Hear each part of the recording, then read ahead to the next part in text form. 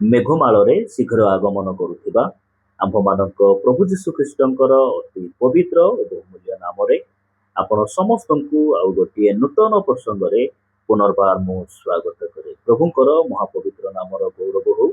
ତାହାଙ୍କ ଅନୁଗ୍ରହରୁ ପରମେଶ୍ୱରଙ୍କ ଜୀବନ୍ତ ବାକ୍ୟକୁ ନେଇ ଆପଣମାନଙ୍କ ନିକଟରେ ଆସିବା ପାଇଁ ୟୁଟ୍ୟୁବ ଜରିଆରେ ପୁଣି ଥରେ ଆପଣମାନଙ୍କ ସହିତ କଥାବାର୍ତ୍ତା କରିବା ପାଇଁ ସ୍ୱର୍ଗର ପରମେଶ୍ୱର ଏହି ସୁନ୍ଦର ଏବଂ ଅପୂର୍ବ ସୁଯୋଗ ମୋ ଜୀବନରେ ଯୋଗ କରିଥିବାରୁ ସ୍ୱର୍ଗର ପରମେଶ୍ୱରଙ୍କୁ ମୁଁ ହୃଦୟ ସହିତ ଧନ୍ୟବାଦ ଦିଏ। ପ୍ରିୟ ପ୍ରଭୁଙ୍କ ଲୋକମାନେ ଆସନ୍ତୁ, ଆଜି ଆମେ ପରମେଶ୍ୱରଙ୍କ ବାକ୍ୟରୁ ଆଉ ଏକ ନୂଆ ପ୍ରସଙ୍ଗରେ ଅଳ୍ପ ସମୟ କଥାବାର୍ତ୍ତା ହେବା।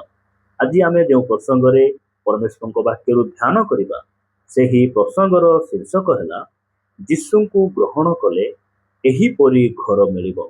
ଆଜିର ପ୍ରସଙ୍ଗ ହେଲା ଯୀଶୁଙ୍କୁ ଗ୍ରହଣ କଲେ ଏହିପରି ଘର ମିଳିବ। ଏହି ପ୍ରସଙ୍ଗରେ ପରମେଶ୍ୱରଙ୍କ ବାକ୍ୟରୁ ଆମେ ଅଳ୍ପ ସମୟ କଥାବାର୍ତ୍ତା ହେବା। ମୁଁ ଜାଣେ ହେଇପାରେ ଅନେକ ୟୁଟ୍ୟୁବ ଥମ୍ବନେଲକୁ ଦେଖି ଟାଇଟେଲକୁ ଦେଖି ସେମାନେ କମେଣ୍ଟ କରିପାରନ୍ତି ଯେ ଟଙ୍କାର ଲୋଭ ଦେଖାଇ ଘରର ଲୋଭ ଦେଖାଇ ଖ୍ରୀଷ୍ଟିଆନ ମାନେ ସେମାନେ ଧର୍ମାନ୍ତୀକରଣ କରିବା ପାଇଁ ଚେଷ୍ଟା କରୁଛନ୍ତି। ଏହି ପ୍ରକାର ଅନେକ କମେଣ୍ଟ କରିପାରନ୍ତି। ମୁଁ ଆପଣମାନଙ୍କୁ ଅନୁରୋଧ କରେ, ଯଦି ଆପଣ କମେଣ୍ଟ କରିବାର ଅଛି ତାହେଲେ ଏହି ଭିଡ଼ିଓକୁ ଏହି ମେସେଜକୁ ଆପଣ ସମ୍ପୂର୍ଣ୍ଣ ଭାବରେ ଶୁଣନ୍ତୁ, ତାପରେ ଆପଣ କମେଣ୍ଟ କଲେ ବହୁତ ଭଲ ହେବ। ପ୍ରଭୁଙ୍କର ଗୌରବ ହଉ। ଆସନ୍ତୁ ଆଜିର ପ୍ରସଙ୍ଗରେ ଆମେ ଆଗକୁ ବଢ଼ିବା। ଯୀଶୁଙ୍କୁ ଗ୍ରହଣ କଲେ ଏହିପରି ଘର ମିଳିବ। ଅନେକ ଆମେ କହିବା ଶୁଣିଛୁ, ବର୍ଷ ବର୍ଷ ଧରି ଲୋକେ କହନ୍ତି ଯେ ଘର ପାଇବା ପାଇଁ ଡାଲି ଚାଉଳ ଟଙ୍କା ଏସବୁ ପାଇବା ପାଇଁ ଲୋକ ଯୀଶୁଙ୍କୁ ଗ୍ରହଣ କରୁଛନ୍ତି। ସେମାନଙ୍କ ଅଭାବ ଥିବାରୁ ଅଭାବ ପୂରଣ କରିବା ପାଇଁ, ଦରିଦ୍ରତା ଦୂର କରିବା ପାଇଁ ଲୋକମାନେ କ'ଣ କରୁଛନ୍ତି? ଯୀଶୁଙ୍କୁ ଗ୍ରହଣ କରୁଛନ୍ତି। ଏହି ପ୍ରକାର କଥା ଆମେ ବର୍ଷ ବର୍ଷ ଧରି ଆମେ ଶୁଣି ଆସିଛୁ। ପ୍ରିୟ ପ୍ରଭୁଙ୍କ ଲୋକମାନେ, ଯଦି ଲୋକମାନେ ଅଭାବ ଦୂର କରିବା ପାଇଁ ଯୀଶୁଙ୍କୁ ଗ୍ରହଣ କରୁଛନ୍ତି, ଘର ପାଇବା ପାଇଁ ଡାଲି ଚାଉଳ ଏବଂ ପଇସା ପାଇବା ପାଇଁ ଯଦି ଲୋକମାନେ ଯୀଶୁଙ୍କୁ ଗ୍ରହଣ କରୁଛନ୍ତି, ତାହେଲେ ଆମେ ଅନେକଙ୍କୁ ଜାଣୁ ଯେଉଁମାନେ କି ଟଙ୍କାର ଅଭାବ ନଥିଲା, ତାଙ୍କର ରହିବା ପାଇଁ ଘରର ଅଭାବ ନଥିଲା, ଖାଇବା ପିଇବା ସବୁ କ୍ଷେତ୍ରରେ ସେମାନେ ଧନୀ ଜ୍ଞାନୀ ପଣ୍ଡିତ ଅନେକ ଲୋକ ଯୀଶୁଙ୍କୁ ବିଶ୍ୱାସ କଲେ, ଯୀଶୁଙ୍କୁ ଗ୍ରହଣ କଲେ। ଉଦାହରଣ ସ୍ୱରୂପ ଆପଣ ଜନି ଲିବରକୁ ଜାଣିଥିବେ। ଜନି ଲିବରକୁ ଏହି ଭାରତରେ ଭାରତ ବାହାରେ କେହି ତାଙ୍କୁ ନ ଜାଣେ। ସେ ଜଣେ ଫେମସ୍ ବ୍ୟକ୍ତି। ତାଙ୍କର ଟଙ୍କାର ଅଭାବ ନାହିଁ, ରହିବାର ଘରର ଅଭାବ ନାହିଁ, ଖାଇବା ପିଇବାର କୌଣସି ଅଭାବ ନାହିଁ। ଭାରତ ଦେଶରେ ତାଙ୍କର ନାମ କେହି ବା ନ ଜାଣେ। ସେ ଜଣେ ଷ୍ଟାର, ସେ ଜଣେ ଫେମସ୍ ବ୍ୟକ୍ତି। ମାତ୍ର ସେ ଯୀଶୁଙ୍କୁ ଗ୍ରହଣ କଲେ। ହ୍ରିତିକ ରୋଶନ ସେ ଜଣେ ସୁପରଷ୍ଟାର, ସେ ଭାରତରେ ଫେମସ୍ ବ୍ୟକ୍ତି। ତାହାଙ୍କର ରହିବାର ଘରର ଅଭାବ ନାହିଁ, ଟଙ୍କା ସୁନା ସମ୍ପତ୍ତିର ଅଭାବ ନାହିଁ, ସେ ମଧ୍ୟ ଯୀଶୁଙ୍କୁ ଗ୍ରହଣ କଲେ। ଗୋପବନ୍ଧୁ ଦାସ, ଯେ କି ଆମ ଓଡ଼ିଶାର ସୁନାମ ଧନ୍ୟ, ସେ ଶିକ୍ଷିତ ଜ୍ଞାନୀ ବ୍ୟକ୍ତି, ସେ ଧନୀ ବ୍ୟକ୍ତି, ସେ ଯୀଶୁ ଖ୍ରୀଷ୍ଟଙ୍କୁ ଗ୍ରହଣ କଲେ। ପ୍ରିୟମାନେ, ଆପଣ ଆଉ ମୁଁ ଏହି ପୃଥିବୀରେ ଯାହା ବି ଆମେ ପାଇଛୁ, ଘର ପାଇଛୁ, ହେଇପାରେ ଆମେ ଚାକିରି ପାଇଛୁ, ସ୍ୱାମୀ ପାଇଛୁ, ସ୍ତ୍ରୀ ପାଇଛୁ, ବ୍ୟାଙ୍କ ବାଲାନ୍ସ ଅଛି, ଭଲ ପୋଜିସନରେ ଆମେ ଅଛୁ, ସମାଜରେ ନାଁ ଅଛି, ଯାହା ବି ଆମେ ପାଇଛୁ ଏସବୁ ଚିରକାଳର ନୁହେଁ। ପ୍ରିୟମାନେ, ଯୀଶୁଙ୍କୁ ଗ୍ରହଣ କରିବାକୁ ଆମେ ଏହି ଜଗତରେ ସେଟେଲ ହେବା ପାଇଁ, ଘର ପାଇଁ, ଟଙ୍କା ପାଇଁ, ସୁନା ପାଇଁ ଲୋକେ ଯୀଶୁଙ୍କୁ ଗ୍ରହଣ କରିବା ଆବଶ୍ୟକ ନାହିଁ, କିମ୍ବା ଏସବୁ ନିମନ୍ତେ ଯୀଶୁଙ୍କୁ ଲୋକ ଗ୍ରହଣ କରୁନାହାନ୍ତି। ପ୍ରିୟମାନେ, ଏହି ପୃଥିବୀରେ ଆମ ହେଇପାରେ ଆମେ ବଡ଼ ବଡ଼ ଘର ଆମେ ତିଆରି କରିଛୁ, 50 ମହଲା 30 ମହଲା ଘର ଆମେ ତିଆରି କରିଛୁ, ମାତ୍ର ଚିରକାଳର ଘର ଏହି ପୃଥିବୀରେ ନାହିଁ। ଆପଣ ମୋ ସହିତ ଗୋଟେ ବାକ୍ୟ ପଢ଼ିବେ, ପବିତ୍ର ବାଇବଲ ଏବ୍ରି ପୁସ୍ତକ 13 ଅଧ୍ୟାୟ ତାର 14 ପଦରେ ଏବ୍ରି ପୁସ୍ତକର ଲେଖକ ଏ ପ୍ରକାର ଲେଖନ୍ତି, କାରଣ ଏଠାରେ ଆମ୍ଭମାନଙ୍କର ଚିରସ୍ଥାୟୀ ନଗର ନାହିଁ, କିନ୍ତୁ ଆମ୍ଭେମାନେ ଆଗାମୀ ନଗରର ଅନ୍ୱେଷଣ କରୁଅଛୁ। ପ୍ରିୟମାନେ, ପ୍ରଭୁଙ୍କର ଗୌରବ ହଉ। ଏହି ସ୍ଥାନରେ ଆମେ ଦେଖୁଛୁ ଯେ ଏହି ପୃଥିବୀରେ ଚିରକାଳର ଘର କୋଉଠି ବି ନାହିଁ। ଚିରକାଳର ବାସସ୍ଥାନ ଏହି ପୃଥିବୀରେ ଆମ ପାଇଁ ନାହିଁ। ସେଥିପାଇଁ ଏହି ପୃଥିବୀରେ ଯାହା ବି ଆମେ ପାଇଛୁ ତାହା କ୍ଷଣିକ ଅଟେ, ଅଳ୍ପ ଦିନର ଅଟେ, ଚିରକାଳର ନୁହେଁ। आमे एई पृथ्वी रे गोटे कुणिया सदृश एही पृथ्वीर घरे आमे जेते दिन रहिबु गोटे भड़ा घर सदृश जेतेबेले आमर समय आसीबो ଯଥା ଶୀଘ୍ର ଆମକୁ ଏଇ ପୃଥିବୀ ଛାଡି ଯିବାକୁ ପଡିବ। କେତେବେଳେ ଆମେ ଏଇ ପୃଥିବୀ ଛାଡି ଯିବୁ, ଏଇ ଅସ୍ଥାୟୀ ନଗର ବା ଏଇ ଅସ୍ଥାୟୀ ଘର ଆମେ ଛାଡିକିନା ଯିବୁ ତାହା ଆମେ ଜାଣିନାହୁଁ। କିନ୍ତୁ ଏହି ଜଗତ ଛାଡି ଗଲା ପରେ ଏଇ ପୃଥିବୀକୁ ଆମେ ପରିତ୍ୟାଗ କଲା ପରେ ଏଇ ପାର୍ଥିବ ଜଗତ ଏଇ ପାର୍ଥିବ ଗୃହକୁ ପରିତ୍ୟାଗ କଲା ପରେ ଆମେ ଚିରକାଳର ବାସସ୍ଥାନକୁ ଆମେ ଯିବା।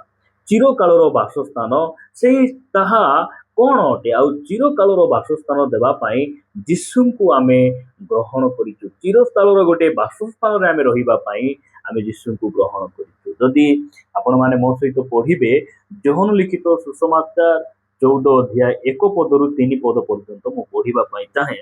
ଏହି ସ୍ଥାନରେ ଲେଖାଯାଏ, ତୁମ୍ଭମାନଙ୍କ ହୃଦୟ ଉଦ୍ବିଗ୍ନ ନ ହେଉ, ତୁମ୍ଭେମାନେ ଈଶ୍ୱରଙ୍କ ଠାରେ ବିଶ୍ୱାସ କର ଓ ମୋ ଠାରେ ମଧ୍ୟ ବିଶ୍ୱାସ କର।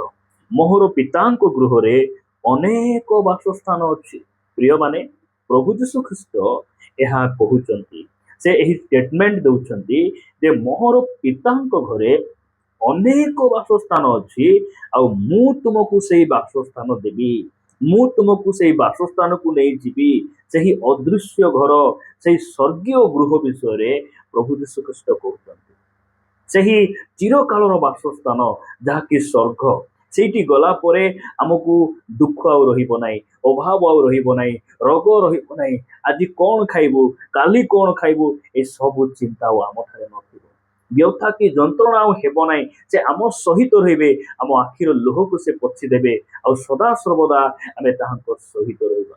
ପ୍ରିୟମାନେ, ଏଇଥିପାଇଁ ଆମେ ଯୀଶୁ ଖ୍ରୀଷ୍ଟଙ୍କୁ ଗ୍ରହଣ କରିବା ଆବଶ୍ୟକ ରହିଛି। କାରଣ 14 ଅଧ୍ୟାୟ 6 ପଦରେ ଯୀଶୁ କହିଲେ, ଯୀଶୁ ତାଙ୍କୁ କହିଲେ, ମୁଁ ପଥ, ମୁଁ ସତ୍ୟ ଓ ଜୀବନ, ମୋ ଦେଇ ନ ଗଲେ ଏହି ପିତାଙ୍କ ନିକଟକୁ ଯାଇପାରେ ନାହିଁ। ପ୍ରିୟମାନେ, ପ୍ରଭୁ ଯୀଶୁ ଖ୍ରୀଷ୍ଟଙ୍କୁ ଗ୍ରହଣ ନ କଲେ, ତାହାଙ୍କର ଅନୁଗମନ ନ କଲେ, ତାଙ୍କର ଆଜ୍ଞାବହ ନ ହେଲେ ଆମେ ଚିରକାଳର ବାସସ୍ଥାନ, ଯୋଉଠି ସୁଖ ହିଁ ସୁଖ, ଯୋଉଠି ଆନନ୍ଦ ହିଁ ଆନନ୍ଦ, ଯୋଉଠି ଶାନ୍ତି ହିଁ ଶାନ୍ତି, ଆମେ ସେଠି ଯାଇପାରିବା ନାହିଁ। ମୃତ୍ୟୁ ପରେ ମନୁଷ୍ୟ ନିମନ୍ତେ ଦୁଇଟି ବାସସ୍ଥାନ ରହିଛି। ଦୁଇଟି ବାସସ୍ଥାନ ମଧ୍ୟ ଚିରକାଳର ବାସସ୍ଥାନ। ଗୋଟିଏ ହେଲା ସ୍ୱର୍ଗ, ଆଉ ଗୋଟିଏ ହେଲା ନର୍କ। ସ୍ୱର୍ଗକୁ ଯିବା ନିମନ୍ତେ ଯୀଶୁଖ୍ରୀଷ୍ଟଙ୍କୁ ଗ୍ରହଣ କରିବା ଆବଶ୍ୟକ ରହିଛି। ସ୍ୱର୍ଗୀୟ ଘରେ, ଚିରକାଳର ଘରେ ରହିବାକୁ ହେଲେ ଯୀଶୁଖ୍ରୀଷ୍ଟଙ୍କୁ ଗ୍ରହଣ କରିବା ଆବଶ୍ୟକ ରହିଛି। ସେଥିପାଇଁ ଯେଉଁମାନେ ବାଇବଲ ପଢୁଛନ୍ତି, ଯାହାର ଜୀବନ ପରିବର୍ତ୍ତନ ହେଉଛି, ଯେଉଁମାନେ ଯୀଶୁଖ୍ରୀଷ୍ଟଙ୍କୁ ନିଜ ଜୀବନର ତ୍ରାଣକର୍ତ୍ତା ଭାବରେ ଗ୍ରହଣ କରୁଛନ୍ତି, ସେମାନେ କଣ ହେଉଛନ୍ତି ଯେ ଧନ ସମ୍ପତ୍ତି, ଜଗତର ମୋହ ମାୟା, ଏସବୁ ଜାଲ ଜଞ୍ଜାଳରୁ ବାହାରି ଆସି ସେମାନେ ଯୀଶୁଖ୍ରୀଷ୍ଟଙ୍କୁ ଗ୍ରହଣ କରି ତାଙ୍କ ପଛରେ ଚାଲୁଛନ୍ତି। ପ୍ରଭୁଙ୍କର ଗୌରବ ହଉ। ପ୍ରିୟମାନେ, ପ୍ରଭୁ ଆମକୁ ଅନୁଗ୍ରହ କରନ୍ତୁ। ପ୍ରଭୁ ଯୀଶୁଖ୍ରୀଷ୍ଟ ତଳକୁ କହୁଛନ୍ତି, ମୋର ପିତାଙ୍କ ଗୃହରେ ଅନେକ ବାସସ୍ଥାନ ଅଛି, ଯଦି ନଥାନ୍ତା ତାହେଲେ ମୁଁ ତୁମ୍ଭମାନଙ୍କୁ କହିଥାନ୍ତି। ମୁଁ ତୁମ୍ଭମାନଙ୍କ ନିମନ୍ତେ ସ୍ଥାନ ପ୍ରସ୍ତୁତ କରିବାକୁ ଯାଉଅଛି, ପୁଣି ମୁଁ ଯାଇ ତୁମ୍ଭମାନଙ୍କ ନିମନ୍ତେ ସ୍ଥାନ ପ୍ରସ୍ତୁତ କଲେ ପୁନର୍ବାର ଆସିବି, ଆଉ ମୁଁ ଯେଉଁ ସ୍ଥାନରେ ଥାଏ ତୁମ୍ଭେମାନେ ମଧ୍ୟ ସେଇ ସ୍ଥାନରେ ରହିବ। ସେଥି ନିମନ୍ତେ ମୁଁ ତୁମ୍ଭମାନଙ୍କୁ ଆପଣା ନିକଟକୁ ଘେନିଯିବି। ପ୍ରିୟମାନେ, ଆମ୍ଭମାନଙ୍କ ପରମେଶ୍ୱର ସେ ମେଘମାଳରେ ଆସୁଛନ୍ତି ଆପଣଙ୍କୁ ମତେ ନେବା ପାଇଁ, ଯେଉଁମାନେ ଆମେ ଯୀଶୁଖ୍ରୀଷ୍ଟଙ୍କୁ ନିଜ ଜୀବନର ତ୍ରାଣକର୍ତ୍ତା ଭାବରେ ଆମେ ଗ୍ରହଣ କରୁଛୁ। ସେଥିପାଇଁ ଯୀଶୁଖ୍ରୀଷ୍ଟଙ୍କୁ ଏଇ ଜଗତର ପାର୍ଥିବ ଗୃହ ପାଇଁ, ଏଇ ଜଗତର ଟଙ୍କା ପାଇଁ, ଏଇ ଜଗତରେ ଖାଇବା, ରହିବା, ଏସ ଆରାମ କରିବା, ଏ ପୃଥିବୀରେ ସେଟେଲ ହେବା, ଏହି କାରଣରୁ ଆମେ ଯୀଶୁଙ୍କୁ ଗ୍ରହଣ କରିବା ଆବଶ୍ୟକ ନାହିଁ।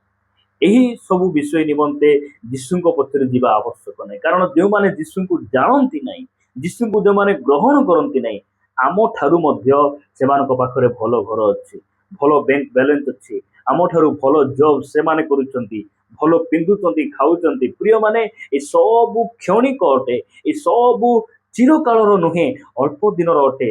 କିନ୍ତୁ ଯୀଶୁଖ୍ରୀଷ୍ଟଙ୍କୁ ଗ୍ରହଣ କଲେ କେମିତି ଘର ମିଳିବ? ଚିରକାଳର ଗୋଟେ ଘର, ଅନନ୍ତ କାଳର ଘର, ସୁଖ ଶାନ୍ତିର ଘର, ସୁଖ ହିଁ ସୁଖ, ଆନନ୍ଦ ହିଁ ଆନନ୍ଦ, ଯୋଉଠି ମୃତ୍ୟୁ ଆଉ ଘଟିବ ନାହିଁ, ଯୋଉଠି ଦୁଃଖ ରୋଗ ବ୍ୟଥା ଆଉ ହେବ ନାହିଁ, ଯୋଉଠି କ୍ରନ୍ଦନ ଆଉ ନଥିବ। ପ୍ରିୟମାନେ, ପ୍ରଭୁ ଆମକୁ ଅନୁଗ୍ରହ କରନ୍ତୁ। ସେଥିପାଇଁ ଆମେ ଯୀଶୁଙ୍କୁ ଗ୍ରହଣ କରିବା, ଯୀଶୁଙ୍କୁ ତାଙ୍କୁ କେବଳ ବିଶ୍ୱାସ କଲେ ହେବ ନାହିଁ, ଆମେ ଆମେ କାର୍ଯ୍ୟ କରିବାକୁ ହେବ। ଯୀଶୁଙ୍କ ପରି ଆମ ଜୀବନକୁ ସଜାଡ଼ିବାକୁ ହେବ, ତାହାଙ୍କୁ ଆମେ ଗ୍ରହଣ କରିବାକୁ ହେବ। ପ୍ରଭୁ ଏହି ବାକ୍ୟ ଦେଇ ଆମ ସମସ୍ତଙ୍କୁ ପ୍ରଚୁର ଭାବରେ ଆଶୀର୍ବାଦ କରନ୍ତୁ। ଆସନ୍ତୁ ପଦେ ପ୍ରାର୍ଥନା କରିବା। ପ୍ରେମିକ ସ୍ୱର୍ଗୀୟ ପିତା, ଆମେ ତୁମକୁ ଧନ୍ୟବାଦ ଦେଉଛୁ, ଗୌରବ କରୁଛୁ। ତୁମ ବାକ୍ୟ ଦ୍ୱାରା ଆମମାନଙ୍କୁ କଥାବାର୍ତ୍ତା ହେଇଥିବାରୁ ଆମେ ତୁମର ମହିମା କରୁଛୁ। ବାପା, ଆମେ ତୁମକୁ ଏଥିପାଇଁ ଗ୍ରହଣ କରିନାହୁଁ, এই ଜଗତର ମୋହ ମାୟା, এই ଲାଳସାରେ ରହି ଜଗତର ବିଷୟକୁ ଉପଭୋଗ କରିବା ପାଇଁ ଆମେ ତୁମକୁ ଗ୍ରହଣ କରିନାହୁଁ।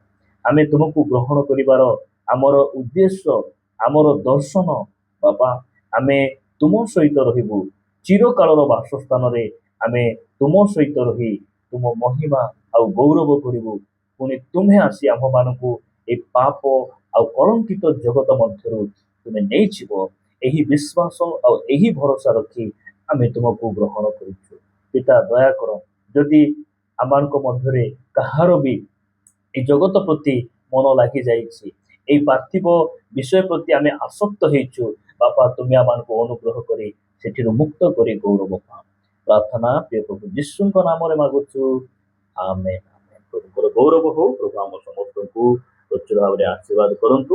ପ୍ରଭୁଙ୍କ ଅନୁଗ୍ରହ ହେଲେ ଆଉ ଗୋଟେ ଅଧ୍ୟାୟରେ ଆମେ ପରସ୍ପର ସାକ୍ଷାତ କରିବା। ରହିବା।